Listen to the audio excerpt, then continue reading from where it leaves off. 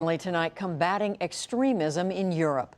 Denmark is often referred to as the happiest place on earth, but its sense of peace and serenity was shell-shocked earlier this year when an Islamic extremist shot and killed 2 people in Copenhagen. The country, like other European nations, is struggling to stop its citizens from joining the Islamic State group and other terrorist organizations in Syria. NewsHour special correspondent Malcolm Brabant caught up with one devastated mother who is urging the government to do more to stop the tide of extremism. Right now, I'm just looking for more videos to see if I can get any knowledge about my boy. Carolina Dam's worst fear came true in the cruelest way. An Islamic State death notice on Facebook alerted her to news that her 18-year-old son Lucas had been killed in an American airstrike on the Syria-Turkey border. I need peace and quiet. Now I need to get on. I don't want him dead. But I need to know things, and I don't know if he's alive. I don't know if he's in jail or if ISIS has killed him. I don't know anything. It's hard, you can't sleep. I wake up with nightmares everywhere. But you don't believe he's alive, do you? No. How strong was the evidence that he was killed? There's no evidence. Lucas had attention deficit disorder and, according to his mother, suffered from relatively serious autism. After dabbling in petty crime, he was put in a home for vulnerable teenagers. He became a Muslim a year after this video was taken. I don't want to classify my son as a terrorist because he's not. My boy is the victim in all this. He has been manipulated, he has been abused, and pushed into this fight that he and others can't win. Lucas fell under the spell of hardline groups like Hizb ut-Tahrir, an international party that campaigns for Sharia law and a worldwide caliphate. So first of all, I'd like to tell the enemy to look very closely at this flag, at the black flag, not the white flag, but the black flag. Because this is the black flag that U.S. will see. This is the black flag that the U.S. will see coming over the horizon. This is the black flag they will see coming across the Atlantic in front of an army that loves the Prophet, that loves Islam. Mrs. Dam said she did everything in her power to prevent her son from travelling to Syria. She took away his passport and alerted his social workers. It's not the easiest task for a parent to keep on calling the authorities, but it is the right thing. The wrong thing is them not doing anything about it. Mrs. Dam went to Copenhagen City Hall to try to get some answers from one of the deputy mayors. No officials were prepared to talk on camera.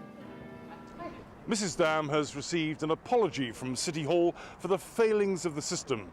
Officials admitted that social workers should have alerted Copenhagen's de-radicalization program to the fact that Lucas Dam was in danger of going to Syria so that he could have been stopped at the airport.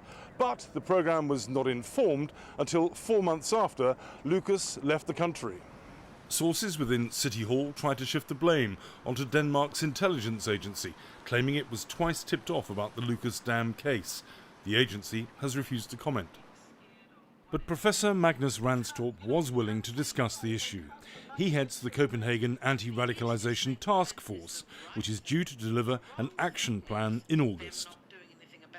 We were looking at how can we improve the system, how can we involve civil society more, how can we involve parents as well.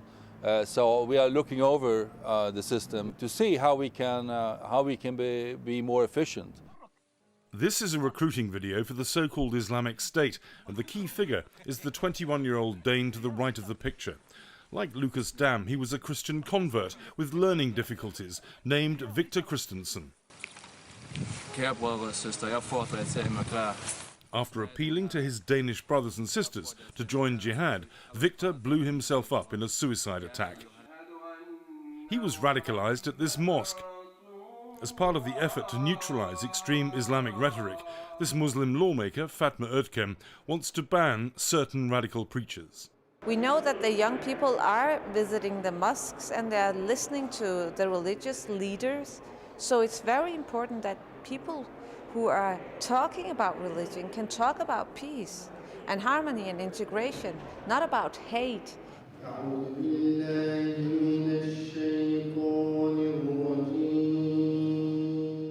Lawmakers are deeply concerned about the rising influence of groups like Hizb ut-Tahrir and are disappointed that Danish prosecutors have just ruled that it can't be outlawed, as it is in countries like Germany and Russia. We ought to make sure that Hizb ut-Tahrir is forbidden in this country, as they are in many other countries. And I think that the various ministers of justice have failed, because in our legislation, in our constitution, it says that those kind of groups that work for violence and in a way push for violence should be closed. Hizb ut-Tahrir insists it is not breaking any laws and attributes its rising popularity amongst young Muslims to what it describes as Denmark's anti-Islamic policies. It is a clear sign of intellectual bankruptcy in the Danish parliament, because they cannot withstand thoughts with thoughts, they cannot counter arguments with arguments. This is really what we are used to in dictatorships and the like. Denmark has changed dramatically since the Valentine's Day shootings that killed filmmaker Finn Nørgaard at a free speech forum and security guard Dan Uzan at Copenhagen's synagogue. There is a sense that the country has lost its innocence. Before the attacks, security used to be very discreet. Now the police are overstretched, on full alert in case of a new atrocity. These officers were deployed to protect a Jewish deli close to a mainly Muslim district after it was vandalized. The Valentine's Day shooter, Omar El-Hussein, killed by police in a brief exchange of fire, was a hero for a significant number of Muslims. The government here is investing tens of millions of dollars in various de-radicalization programs to try to dampen enthusiasm for extreme Islam displayed at his funeral.